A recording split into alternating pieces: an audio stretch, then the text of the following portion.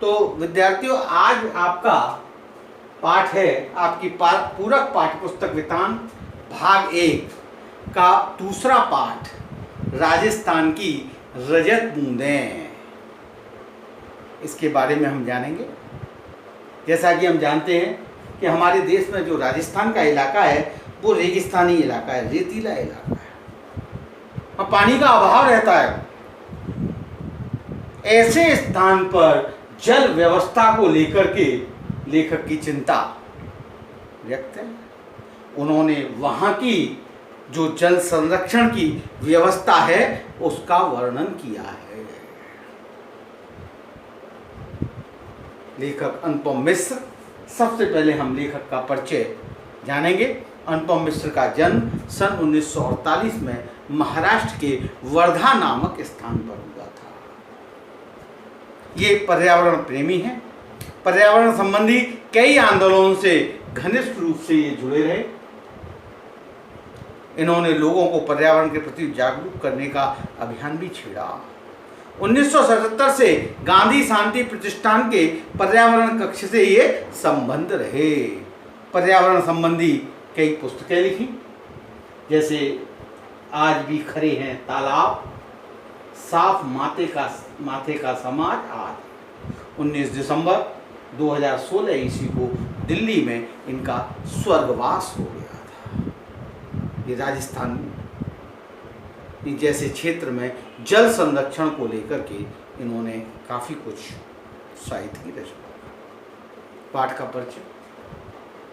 ये जो राजस्थान की रजत बूंद है, ये जो पाठ है, ये पाठ जल समस्या का समाधान मात्र नहीं है। ये कोई जल समस्या का समाधान नहीं है इस पाठ के माध्यम से, बल्कि यह जमीन की अतल गहराइयों में जीवन की पहचान है। गहराइयों, किस प्रकार व्यक्ति जमीन की गहराई में रहकर के काम करता है। यह रचना धीरे धीरे भाषा की ऐसी दुनिया में ले जाती है जो कविता नहीं, कहानी नहीं, पर पानी की हर आहट की कलात्मक अभिव्यक्ति है। ये इस पाठ का परिचय है। पाठ के मुख्य बिंदु, पाठ को हमने 8 बिंदुओं में बांटा हुआ है। यहाँ ग्राफिक है, बादल के रूप में, बादल से बरसने वाला जो पानी है, उस पानी को किस प्रकार से राजस्थान की रेतीली भूमि में उसको संरक्षित किया जाता है, उसको सुरक्षित किया जाता है और उसको उपयोग में लिया जाता है, ये इस पाठ के माध्यम से। तो ये बादल का ग्राफ, ये बादल से निकलती हुई बूंदें हैं। 8 भागों में हमने पाठ को बांटा है। नंबर 1, राजस्थान की रेतीली भूमि में पानी। नंबर 2, पानी के रूप। कितने पानी के रूप होते हैं? 3, खड़िया पत्थर की पट्टी। क्या होती है ये खड़िया पत्थर? नंबर 4, कुई का परिचय व निर्माण। कुएं आपने सुने होंगे, परंतु कुई क्या होती है, इसका परिचय, इसकी निर्माण विधि कैसे बनी, कुई निर्माण की सफलता। 5वां। 6, कुई का मुंह छोटा रखने के कारण। कुई का मुंह कुएं का मुंह बड़ा होता है, कुई का मुंह छोटा, क्या कारण होते हैं? नंबर 7, कुइयों का क्षेत्र। किन क्षेत्रों में कुइयां पाई जाती हैं, उस कुइयों का क्षेत्र। 8वां है कुएं और कुई में अंतर। कुएं और कुई में क्या अंतर, इसको हम जानने का इस पाठ के माध्यम से इन 8 बिंदुओं को हम यहाँ क्लियर करेंगे। तो सबसे पहला बिंदु आता है राजस्थान की रेतीली भूमि में पानी। राजस्थान में जल संग्रह के लिए बनी कुई किसी वैज्ञानिक खोज से कम नहीं है। मरुभूमि में चारों तरफ अथाह रेत है, मरुस्थल रेगिस्तानी भूमि है, वहां चारों तरफ रेत है, अथाह रेत है, वर्षा भी कम होती है। भूजल, जो जमीन के अंदर रहने वाला जल है, जो कुएं के माध्यम से प्राप्त होता है, वो खारा होता है। ऐसी स्थिति में जल की खोज करना, उसे निकालना आदि सब कुछ वैज्ञानिक तरीके से हो सकता है। मरुभूमि के भीतर खड़िया की पट्टी को खोजने में भी पीढ़ियों का अनुभव काम आता है। जिस स्थान पर वर्षा का पानी एकदम न बैठे उस स्थान पर खड़िया पट्टी पाई जाती है। कुएं के जल को पाने के लिए मरुभूमि के समाज ने खूब मंथन किया तथा अनुभवों के आधार पर पूरा शास्त्र विकसित किया। राजस्थान की रेतीली भूमि है, रेत के कण आपस में चिपकते नहीं है। बरसात का पानी उस रेतीली भूमि में समा जाता है। ये लेकर राजस्थान की रेतीली भूमि में पानी के स्रोत कुएं का वर्णन कर रहा है। राजस्थान की रेतीली भूमि में पानी का जो स्रोत है वो कुएं है, क्योंकि जल, वर्षा का जल उस रेतीली जमीन में से छन करके नीचे खड़िया पट्टी पर जाकर के टिक जाता है। वहां इकट्ठा किए हुए जल को किस प्रकार कुएं के माध्यम से उपयोग में लेते हैं, ये राजस्थान की पानी के रूप। राजस्थान में पानी को 3 रूपों में बांटा गया है। 3 रूपों में बांटा गया है। नंबर 1, पालर पानी। पालर यानी सीधे बरसात से मिलने वाला पानी, जो सीधा बरसात आता है और गड्ढों में इनमें इकट्ठा हो जाता है, ये पालर पानी कहलाता है। पालर पानी, सीधे बरसात से मिलने वाला पानी, पालर पानी।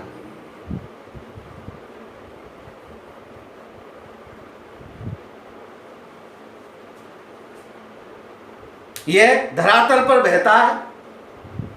यह धरातल जमीन के ऊपर बहता है, पोखर में, तालाब में, गड्ढों में एकत्रित होकर। ये दूसरा रूप होता है पाताल पानी।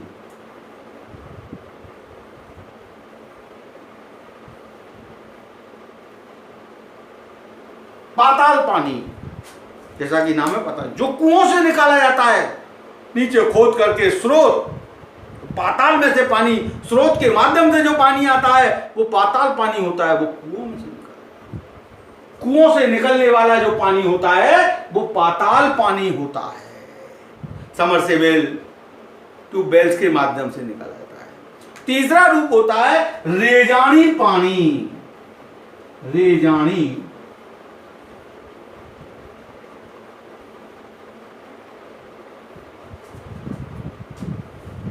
ये धरातल से नीचे उतरा परंतु पाताल में न मिलने वाला पानी होता है। बरसात का पानी जिसको जमीन सोख लेती है, रेत के कारण वो जमीन के अंदर चला जाता है, परंतु पाताल के पानी में नहीं मिलता, खड़िया पट्टी पर टिक जाता है। ये पानी रेजानी पानी कहता है। इसीलिए वर्षा की मात्रा को रेजा शब्द से मापा जाता है। धरातल में जमीन के अंदर समाई वर्षा को जो नापता है वो रेजा शब्द, तो इसको रेजानी पानी कहते हैं। जो बरसात आई, बरसात आने के बाद जो पानी जमीन में समा गया और जमा करके नीचे खड़िया पट्टी तक पहुंच जाता है, वो रेजानी पानी होता है, पाताल में नहीं मिलता। ये 3 पानी के रूप में बताए गए।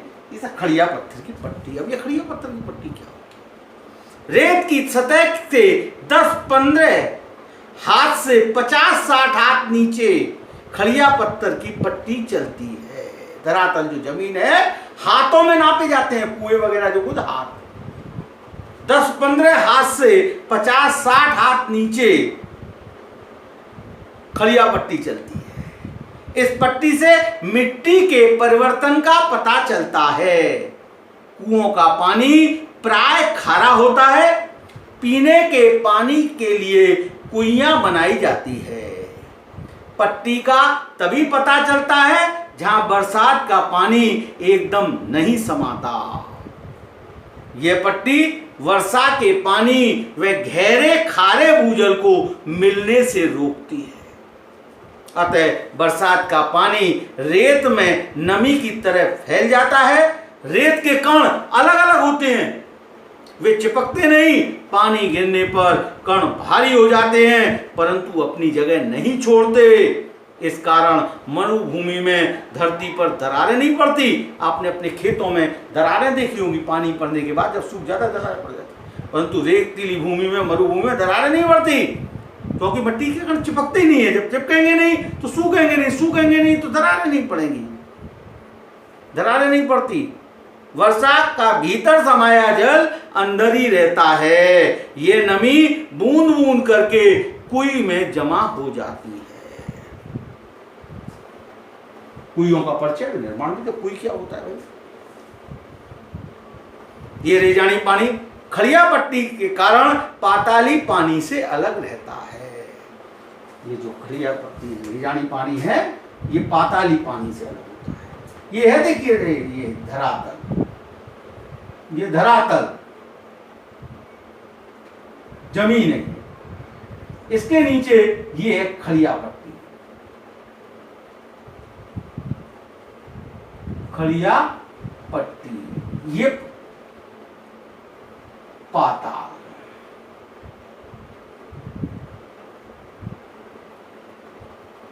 पानी यानी जिसको बोलते हैं स्रोत। ये बरसात का पानी यहां समाता है और यहां से बहता हुआ यहां आ जाता है, ये यहां इकट्ठा हो जाता है। इस खड़िया पट्टी के कारण नीचे नहीं आता, ये नीचे नहीं आ पाता। ये पानी है, ये पाताली पानी, ये बरसात का पानी है।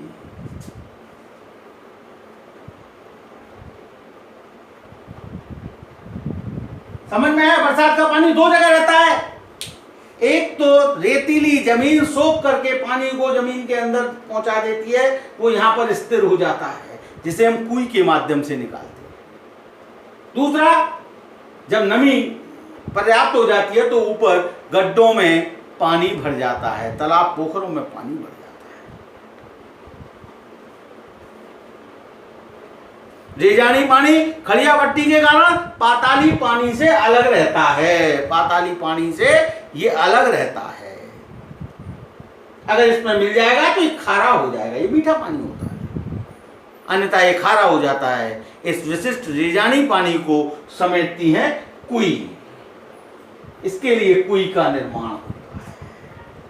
इस तरह से जो कुई बनती है,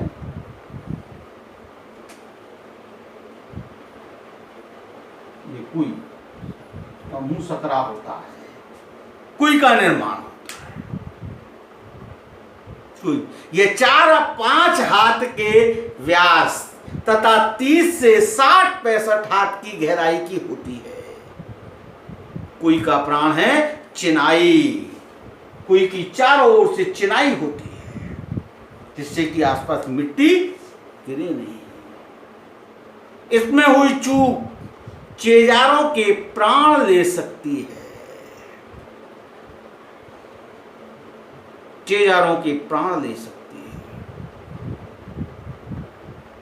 कुई खोदने के लिए चेलवाजी यानी चेजारे काम करते हैं। वे बसौली से खुदाई करते हैं। बसौली एक छोटा फावड़े नुमा हथौड़ी होती है, बसूली जिसको अपने आप बोलते, बसौली से खुदाई करते हैं। अंदर भयंकर गर्मी होती है, उस गर्मी को कम करने के लिए बाहर खड़े लोग बीच बीच में मुट्ठी भर रेत बहुत जोर से नीचे फेंकते हैं।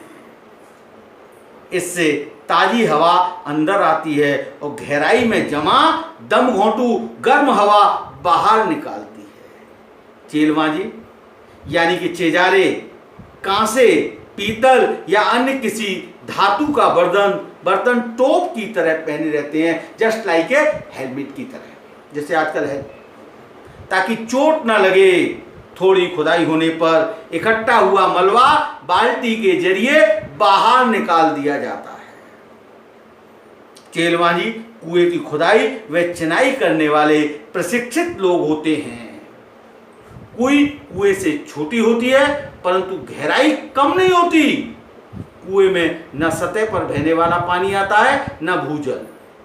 कुएं में न सतह पर बहने वाला पानी आता है, ऊपर बहने वाला पानी भी नहीं आता, और न गहराई में बहने वाला पानी। ना भूजल आता है, ये जमीन भूजल जिसको स्रोत बोलते हैं, समरसेबल वगैरह, ये नहीं आता। ना तो सतह पर बहने वाला पानी आता है, ना भूजल। इसमें आता है बीच में खड़िया पट्टी पर इकट्ठा हुआ पानी। मरुभूमि में रेत अत्यधिक है, वहां वर्षा का पानी शीघ्र भूमि में समा जाता है।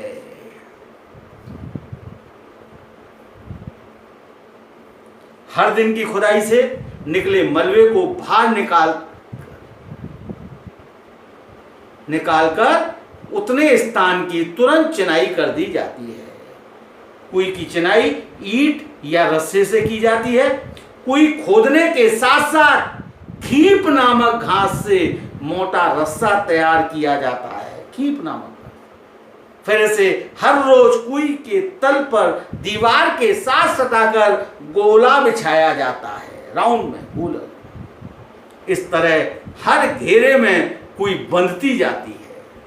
लगभग 5 हाथ की व्यास की कुई में रस्से की एक कुंडली का सिर्फ एक घेरा बनाने के लिए लगभग 15 हाथ लंबा रस्सा चाहिए। इस तरह करीब 4000 हाथ लंबे रस्से की जरूरत पड़ती है।